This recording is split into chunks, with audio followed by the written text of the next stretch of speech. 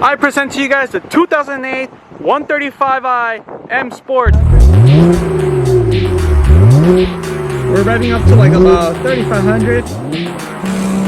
Shaky floor. We are on third gear now. Second gear. You can hear that turbo spooling.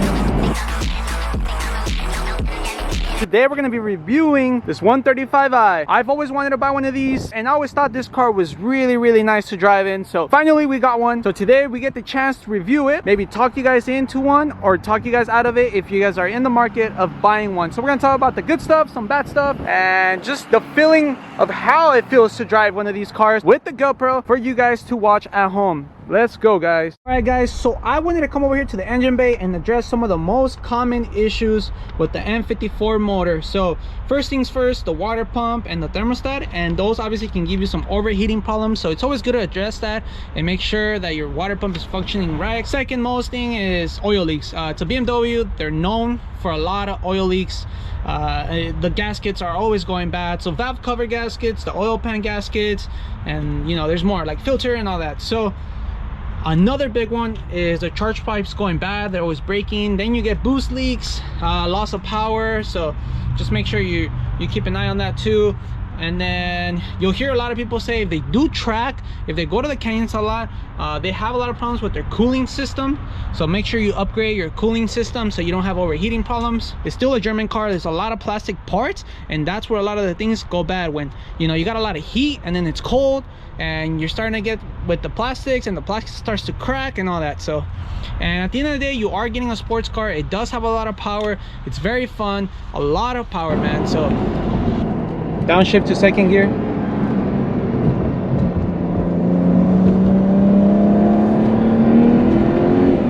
Third gear. We're on third gear right now. We will downshift real quick. Downshift.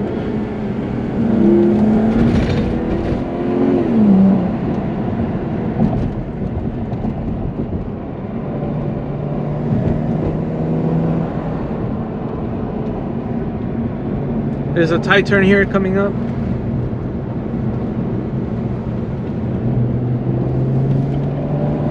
It doesn't have the best tires either.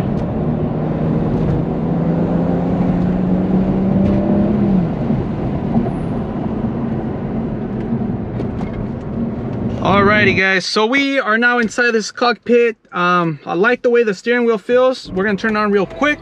The music down. The front headlight is out. We bought it like that, so we got to replace that and let the car idle a little bit, get it to warm up. That screen does look outdated, so it's one of the things where the car is 2008, so it's got its good stuff, it's got some bad stuff.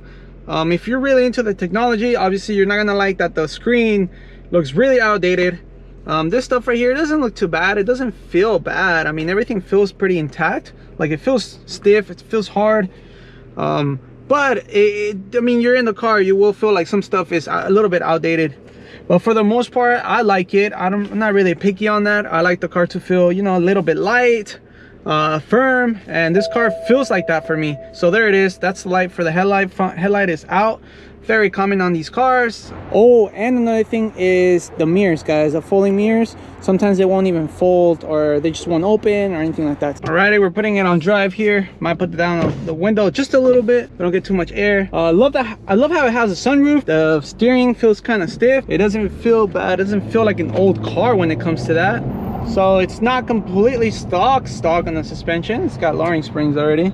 You can hear the exhaust and you can hear the turbos, even though it's completely stock. Now, another thing about this is that obviously the transmission is very smooth. BMW, obviously. It's got the paddle, so you can have some fun. Most cars, you use the left side to shift down, the right side to shift up. On this one, you push into these, that's to shift. It could be this one or this one, doesn't matter. And then you can press either or to shift up. So far, the car feels very light. Stock exhaust, so there's nothing crazy to them. But if you are looking for a track car, this car would make 450 horsepower very easily. The road has a lot of bumps, has a lot of holes. Yeah, so far I don't feel the weight pushing too much. That means the car is pretty centered. or braking here. It comes to a tight turn. So far I really like the suspension on it. Even though it has some lowering springs, doesn't feel bad. Braking is really good on this car. The brakes really slow down the car. The turbos, they don't lag too much, so that's pretty good. We're on 6th gear right now, so we're gonna lower it using paddle shifts. We're on 4th gear now. You could hear the turbos. Yeah, you can hear those turbos. Very tight turn here. A lot of dirt. We're on 3rd gear, 4,000 RPM. The car feels very responsive here.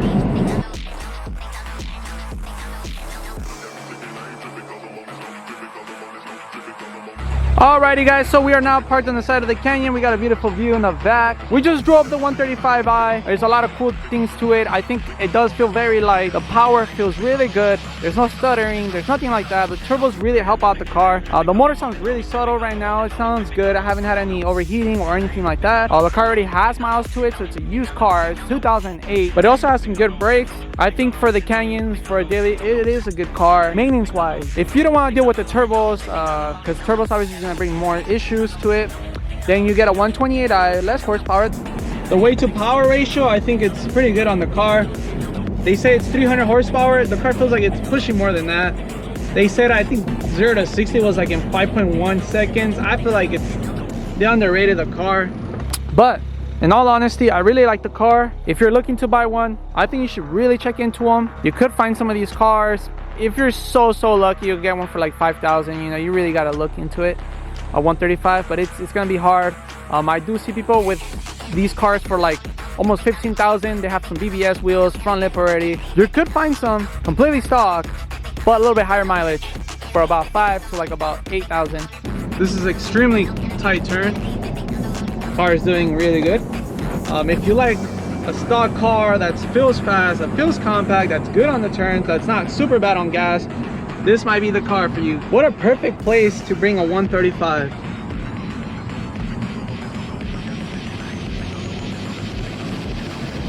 Look at this, man.